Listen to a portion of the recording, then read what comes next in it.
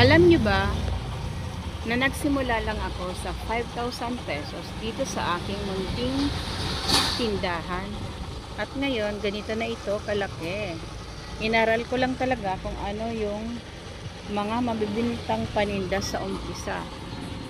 Saka ako naglagay ng unti-unti hanggang lumaki na ito ng husto. Yung nakikita niyong stocks ko dito, hindi lang ito ang stocks ko, mga lalabs ko. Marami pa akong stocks sa stock room.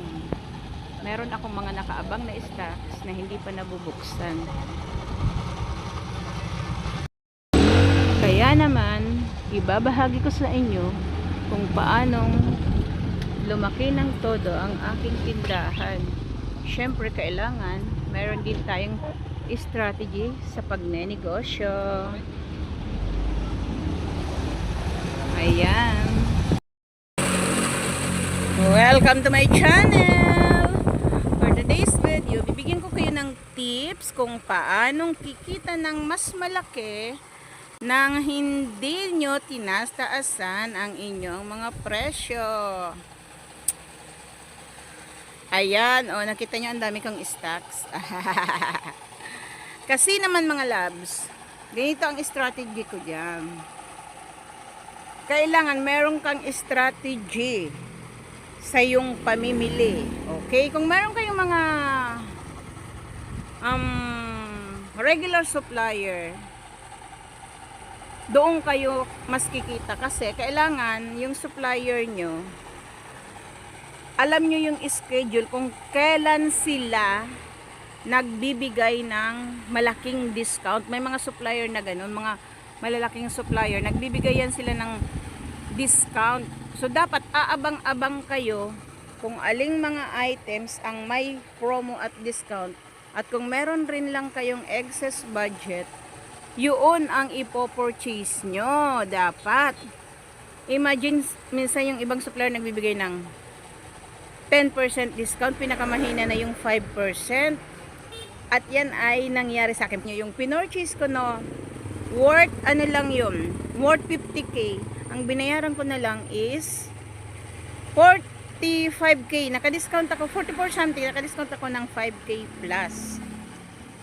So, 'di ba? Doon pa lang yung 5,000 pa lang na 'yon. Kita ko na 'yon. Kasi nga dahil sa mga promo at discount nila. Ganoon dapat kung meron kayong extra na budget. Kasi kung ibabangko nyo rin lang yung pera nyo, hindi naman yung kikita agad ng ganong kalaki. At syempre dapat ang i-upload yung mga stocks ay yung mga fast moving items. At hindi siya yung basta-basta nasisira. Katulad nito, ako ito yung mga pinag-a-upload ko. At pinili ko yung may mga promo. Ayan o. Ayan, mga sabon at Sunrock shampoo. Mabibili yan. Ito nga o, yung supplier nga nitong Unilever nung nakaraan, nag-deliver sa, ay nag-ano sa akin, sinabi ko kasi doon sa agent na pag may promo discount, huwag niya kung kakalimutan, dapat ganun pinifriend nyo yung mga agent. So ayun, in-offer niya sa akin yung may discount talaga. Alam nyo ba, worth 6,000 lang yung pinadeliver ko. Dapat mag 7k, yung binayaran ko lang worth 6k, nakatipid ako ng almost 900 peso dahil sa promo nila. Tapos may mga freebies pa, mga langga. Kaya naman doon pa lang, o diba, kumita ka na agad. I-considering na yung mga detergent is mabili talaga yung mga yam.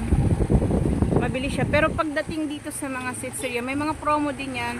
Aalamin nyo kung alin yung mabilis ang return sa inyo na paninda. At yun dapat ang i-upload nyo at kukunin nyo. Lalo na kapag may mga promo.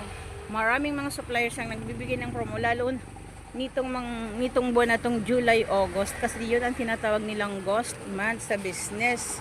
Yun yung mahinang buwan daw. So dun, kung meron kayong extra budget, sa halip na nyo yan, i-bangko nyo, mas better ibili nyo yan kasi hindi naman yan tutubo ng ganung kalaki. Ipapakita ko sa inyo sa video yung na-discount ko dito. Ang laki. Yun. Ano siya, yun nga, naka-discount ako ng maganda talaga. Basta pag ako yung nag-order, parati kong tinitingnan kung ano yung mga naka-promong item, yun ang priority ko. Para naman, nakakabawas talaga ako ng yung cost niya mas mababa at yung presyo ko ganun pa rin. Hindi ko syempre ibababa yun eh. Kasi pinaghirapan kong ipunin yun, dapat sa ipon ko na yun eh. Ini-stock ko na ba siya? O, 'di ba? Yun ang diskarte mga langga. O, ayan, 'di ba? Dumami na yung paninda ko. Sobrang dami na. And I am so thankful mga lalabs ko. Sana nakakuha kayo ng tips sa akin. Ayan o. Ang galingan ng supplier ko. Eto, meron ng akong supplier dito sa tinapay nito. Napakabenta pala nito mga labs. At mas masarap siya kayo dun sa isang kilalang brand. Ito. Love ko na to. Ang fluffy nitong bread na to. Ayan. Ito ang aking munting tindahan. Ayan mga lalabs ko. Ayan ang aking munting tindahan na bigay ng income sa akin araw-araw. Ayan, happy me kasi napalaki ko na to ng todo. Thank you sa aking mga suki. Salamat sa inyong panonood. Sana nagustuhan nyo ang aking vlog today. Bye-bye. Hanggang sa muli mga lalabs ko.